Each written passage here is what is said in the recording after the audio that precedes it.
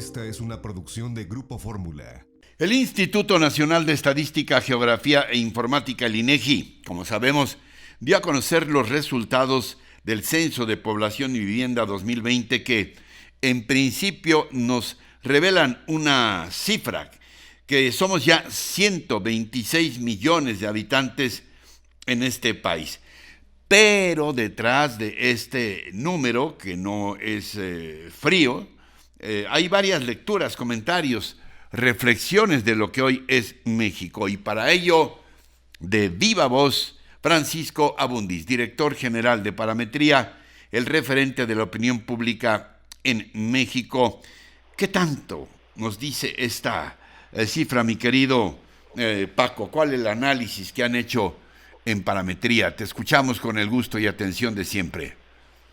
Igualmente, Ricardo, muy buen día. Pues mira, te doy solamente algunas cifras, porque obviamente pues es un censo muy amplio, hay muchísima información.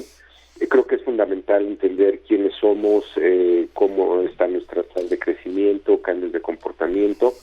En grandes líneas te diría que este ejercicio que, como bien señalas, hizo el INEGI y acaba de publicar apenas el 25 de enero, se llevó a cabo entre 200,000 personas y es un ejercicio o es una tarea monumental para poder hacer levantar toda esta información.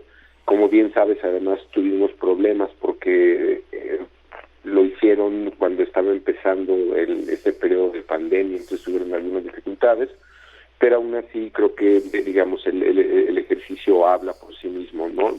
Su valor. Como bien señala, somos 126 millones de personas. En el último ejercicio que se había hecho en 2010 éramos 112 millones 300 mil. Crecimos 13 millones 700 mil personas. Si recordarás, algunas proyecciones daban cifras alrededor de 125, 130 millones. No quedaba claro en estas estimaciones dónde estábamos, digamos, de manera precisa. Sabemos ya que somos estos 126 millones 14 mil personas, y lo que es muy evidente en este cambio es la baja en la tasa de crecimiento. Entre el censo del 60 y el 70, llegamos, que fue nuestra mayor tasa, llegamos a crecer a 3.4, en el siguiente decenio 3.2, entre el 80 y el 90 2, entre el 90 y el 2001 1.9, entre el 2000 y el 2010 crecimos 1.4 y ahora 1.2. En términos de distribución de género, hay más mujeres que hombres, casi por 3 millones. Son 64 millones 540 mil, sí, y hombres 61 millones 473 mil, lo cual representa 51.2 y 48.8.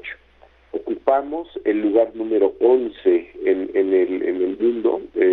Por arriba de nosotros está Japón y por debajo está Etiopía. Ocupamos el lugar número 11 en el mundo. Por arriba de nosotros está Japón, por debajo está Etiopía. Este tamaño de población corresponde más o menos al tamaño de nuestra economía o el lugar que ocupamos en el mundo también. Pero probablemente el dato más revelador que te puedo dar esta mañana, Ricardo, es el cambio en la estructura de la población. Estamos en un periodo de envejecimiento de manera clara. Mientras en el año 2000 el promedio de edad era de 22 años, en 2010 pasó a 26 y en el 20 estamos en 29 años. Es decir, hemos aumentado 7 años en un periodo de 20 años el promedio. La población más joven es la de Chiapas y la de mayor edad, que es de 24 años, y la de mayor en promedio edad es la Ciudad de México, con 35 años. Nuestra estructura de población está cambiando claramente. Estamos pasando de tener este bono demográfico donde había muchos jóvenes en la base de la pirámide. Esta se va adelgazando. Y, por ejemplo, en este segmento, estos segmentos de población de 0 a 17 años, bajó de representar el 35% al 30%, y el segmento o los segmentos de 60 años y más creció de 9.1 a 12. Es decir, estamos tomando una forma en que se va adelgazando la parte baja y está creciendo la parte de arriba de la pirámide. Otro dato interesante, revelador, es la escolaridad. Casi cada año estamos creciendo entre 1 y 2 años promedio en escolaridad, estamos ya en 9.7. En términos de distribución de la población, el estado que cuenta con más habitantes es el Estado de México, con más casi 17 millones, 16.992.000.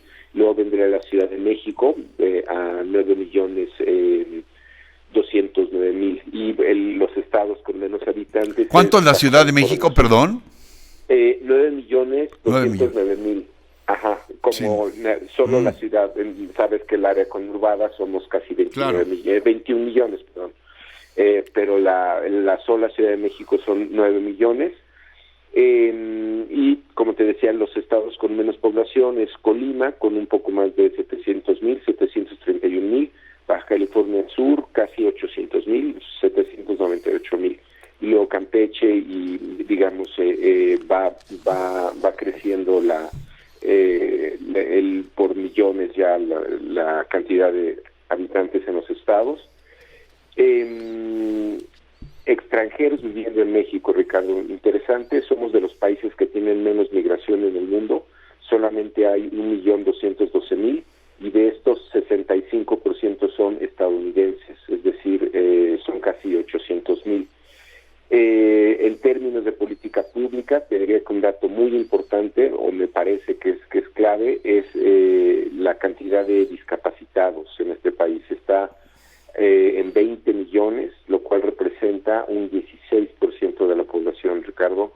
Yo creo que en esto hay una reflexión o debería haber una reflexión, tanto en términos de legislación, partidos políticos, sobre los niveles de atención que tienen esta población y si hay política pública específica para ellos.